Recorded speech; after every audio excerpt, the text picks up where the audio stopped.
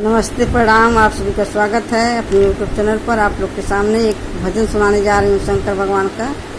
आप लोग सुनिएगा फुल वॉच करके और शेयर करिएगा। कमेंट बॉक्स में बताइएगा गीत कैसा लगा।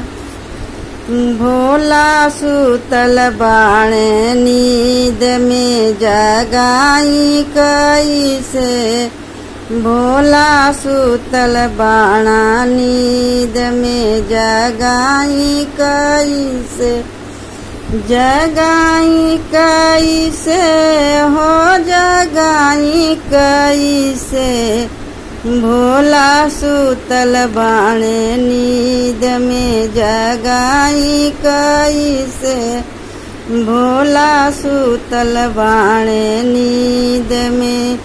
काशी नगरिया से जल भर लईनी, जल भर लईनी हो जल भर ले आईनी। काशी नगरिया से जल भर लईनी, जल भर ले आईनी हो जल भर ले आईनी। बिना रे आदेश का चढ़ाई कैसे, बिना रे आदेश का चढ़ाई कैसे, भोला सुतल बाणे नींद में जगाई कैसे, भोला सुतल बाणा नींद में जगाई कैसे, भोला सुतल बाणे नींद में।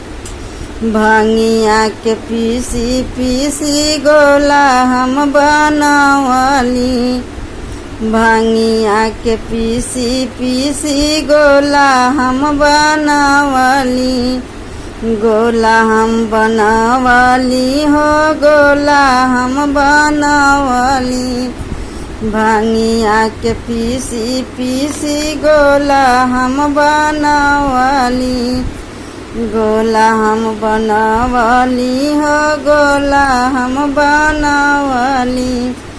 बिना रे आदेश के खियाई कैसे, हे हो बिना रे आदेश का खियाई कैसे, भोला सुतल बाणा नींद में जगाई कैसे, भोला सुतल बाणा नींद में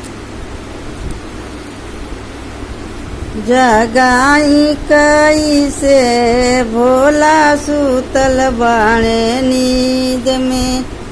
गाजवा के मल मल चिलम बनवाली, चिलम बनवाली हो चिलम चढ़वाली। गाजवा के मल मल चिलम बनवाली, चिलम बनवाली हो चिलम चढ़वाली।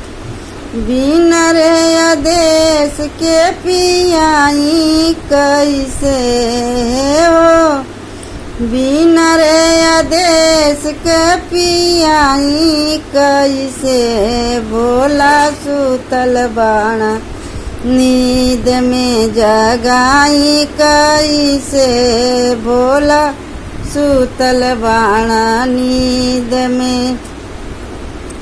बनिया के घरवा से मेउआ ले आईली, मेउआ ले आईली हो मिसरी ले आईली।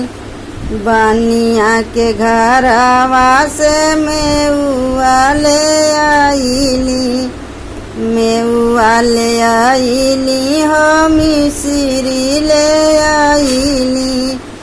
बिना रे आदेश भोग लगाई कैसे हो, बिना रे आदेश भोग लगाई कैसे, भोला सुतल बाणा नींद में जगाई कैसे, भोला सुतल बाणा नींद में जगाई कैसे हो जगाई कैसे भोला सुतल बाणा नींद में जगाई कैसे।